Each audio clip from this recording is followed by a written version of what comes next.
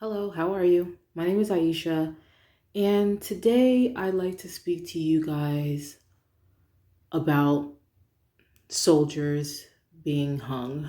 Um, this is American history. This happened 100 years ago, and as you can see, it still happens now. We need to believe that there is nothing new under the sun because we're constantly repeating history. So, this happened to an army lieutenant. He was sprayed in his SUV. He said he was afraid for his life, and I believe the cops said, "You should be." America tells us to respect the cops, but as you can see, that they don't respect us. The cops seem like they don't respect anything. This is a soldier in the military, and he still did not get the respect that he deserved. So you tell me if America is for anything that they say they're for, because I'm having a hard time believing that all lives matter. I'm having a hard time believing that police blue lives matter, soldiers' lives matter. I'm having a hard time believing anything matters except for what other people believe matters. So I just wanted to show you this real fast before I got into the article that I'm going to be reading from. The article is from The Progressive, and this article was from December 8th, 2017. The heading of the article is "A Century Later, a Little Known Mass Hanging of Black Soldiers Still Haunts Us." American history. The American history that you don't know or they try to hide. 100 years after one of the least known and saddest chapters in American history, families of executed Black soldiers have petitioned Trump for justice. I will show you guys these pictures after, but I'll get into this article first. After Hurricane Harvey devastated Houston in September, recovery and cleanup workers discovered that vandals had smeared red paint over a historical marker at the one-time location of Camp Logan, recently rededicated to commemorate the 100th anniversary of the Houston Riot of 1917. The paint covered the segment of the inscription that explained the history of the 3rd Battalion of the 24th United States Infantry, a predominantly Black unit assigned to guard the camp during its construction, shortly after the United States entered World War I. Beneath the paint, the words read, "The Black Soldiers, August 23rd, 1917. So they couldn't just be soldiers. They had to be the Black soldiers. There always needs to be a specification. We can't just be Americans. We can't just be soldiers. We have to be the Black.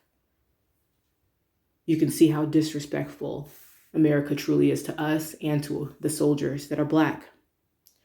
Armed revolt in response to Houston's Jim Crow laws and police harassment resulted in the camp's most publicized incident, the Houston Mutiny and Riot of 1917. So,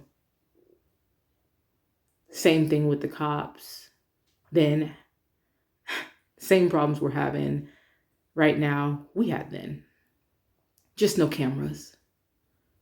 The Houston riot grew out of a confrontation between the soldiers and Houston City Police, at the end of which 16 white people were dead, including 5 policemen and 4 soldiers also killed. It was one of the only riots in U.S. history in which more white people died than Black.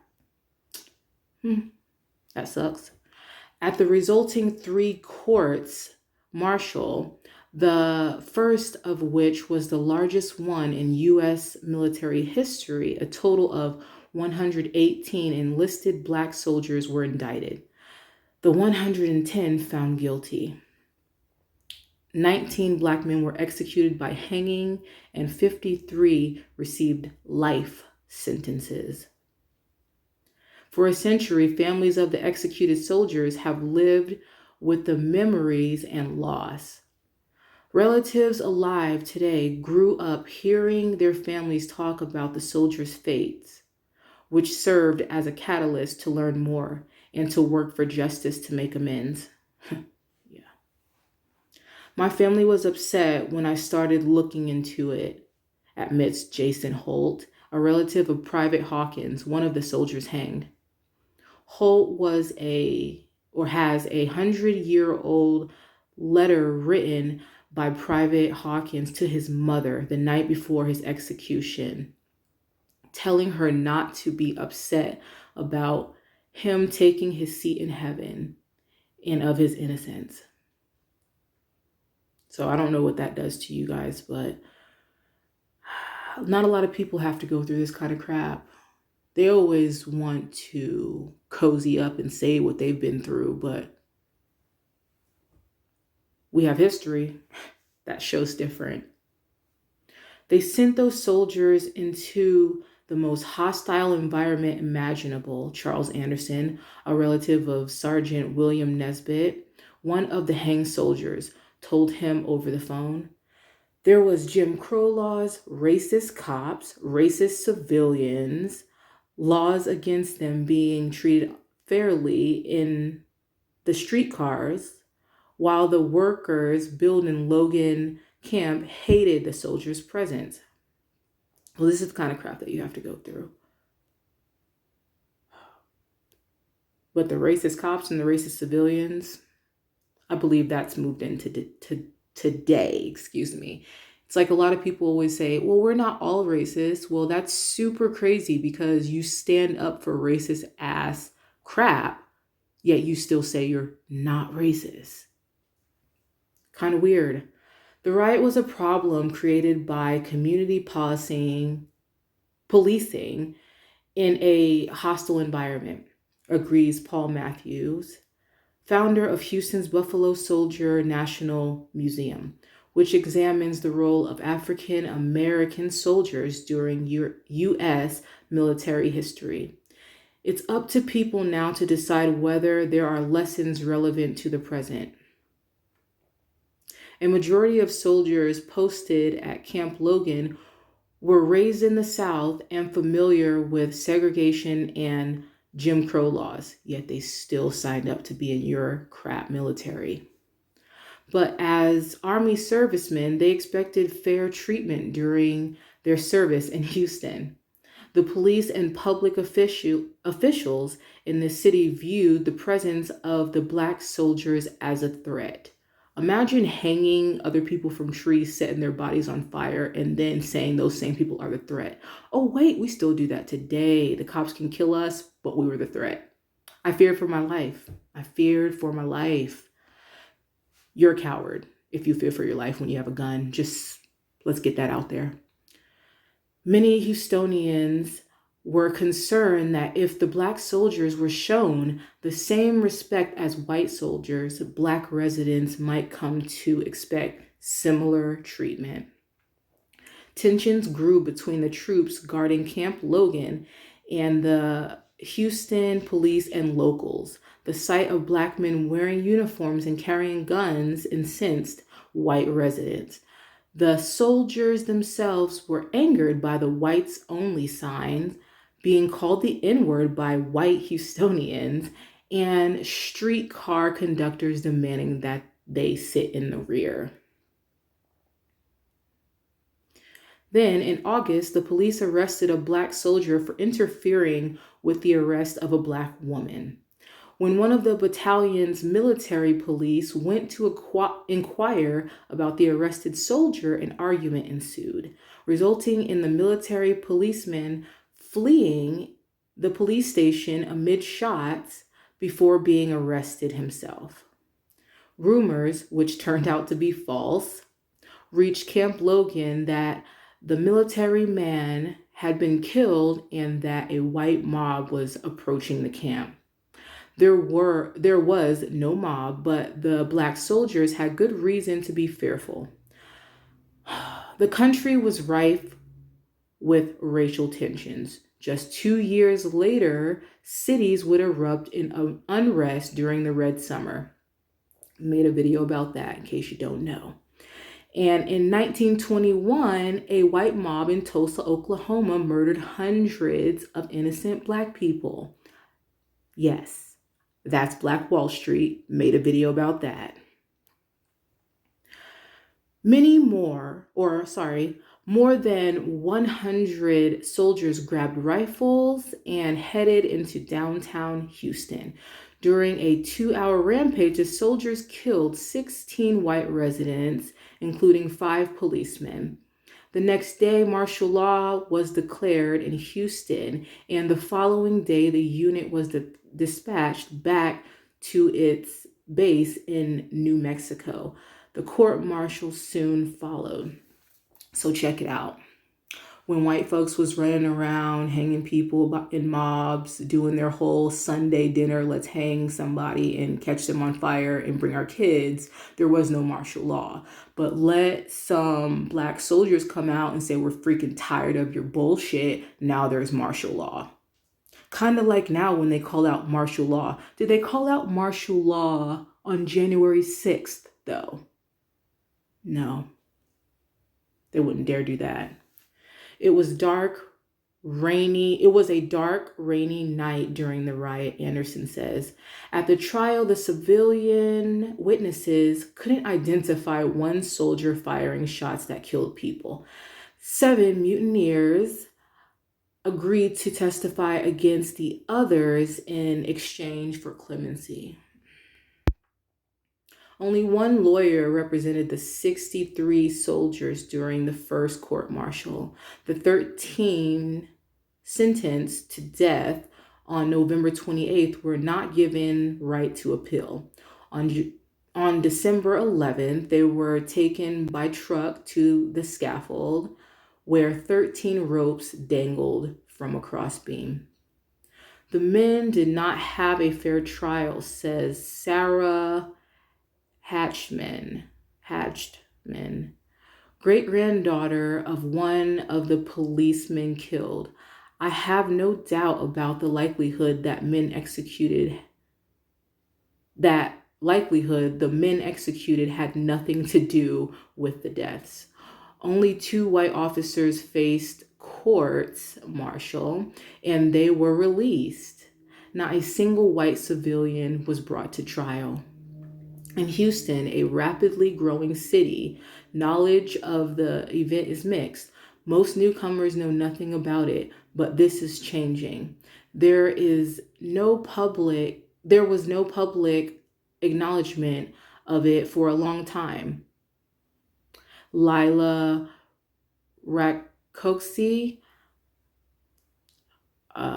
program coordinator of military sites and oral history programs at the Texas Historical Commission, said in a phone interview, the centennial of the American entry into World War I has probably helped heighten awareness and encourage people to talk about it.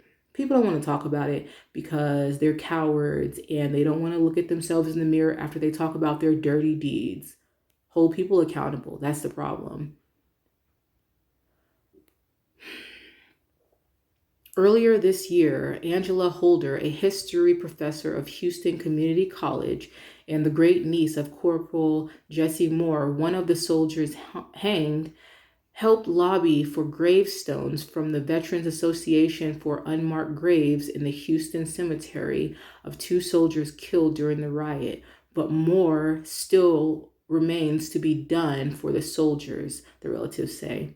So the way you tell that these people really don't give a F about you is the simple fact that they couldn't even give these soldiers gravestones. You knew what you did wrong. If the color of the skin doesn't matter anymore, then you should have said, let's get these gravestones for these soldiers. But you still didn't do it because you see them as nothing. You're going to pay, America. Period, point blank, you about to pay. We tried during the Obama presidency, a joke, for a posthumous humus pardon and were on the list but missed. Obama, you suck. Perhaps we can approach a Texas politician or the National Association for the Advancement of Colored People to help. Like I said, if these people wanted to help, they would have did it. They would have done it. If it was their people that needed gravestones, they would have found them. They would have rallied. They would have had some kind of bullshit freaking cupcake fair, some dumb shit, just so they can get some damn gravestones. They'd be passing money around. They had no qualms, no problems with passing around money for that son of a bitch, Kyle Rittenhouse, did they? Okay. This is pissing me off. I got to move. Earlier this year, petitions for the pardons were sent to the Trump White House. The relatives are still awaiting a response as the 100th year anniversary of the day of execution approaches. According to a written account by one of the soldiers overseeing the execution, the 13 men executed on December 11th, 1917 showed great bravery that moved all of those watching. Wow, they had to lose their lives for some BS. None made any attempt to resist or even speak as they were taken from the trucks to the scaffold. Wow, these are some brave men. Because guess what? A lot of people commit crimes and then want to commit suicide after. Super freaking crazy. Super crazy. You don't want to take the accountability of your actions, but you want everybody else to. Not a word out of any of you men now. Sergeant William Nesbitt proclaimed to his men in his final living moment. So we got to be gracious and stand up and accepting of everybody while everybody's shitting on us. That's what America tells you. I want to leave you guys with something. I'll look through these pictures real fast, but I want to leave you guys with something after this. These are the men that lost their lives, and I'll leave this article in the description, but I just want to leave you guys with one thing. Because of our history is so disgusting and people like to hang people. Jesus was hung. That's a fact. Jesus was hung from a tree. And you wonder why they hang us all the time, right? So I'm just going to leave you with this last bit. Acts 5. 30 and 31. 30. The God of our fathers raised up Jesus, whom ye slew and hanged on a tree. Him hath God exalted with his right hand to be a prince and a savior, for to give repentance to Israel and forgiveness of sins. I want to leave you guys with that because these people hung you from trees as a sacrifice and not a sacrifice to God, because we don't sacrifice to God like that. So I'm going to give you one option, what you think they were sacrificing to. The devil. So I hope you guys have a wonderful day. I thank you for listening. I know this was an extremely long video, but hopefully you got to hear. I appreciate you. Have a wonderful day. Bye.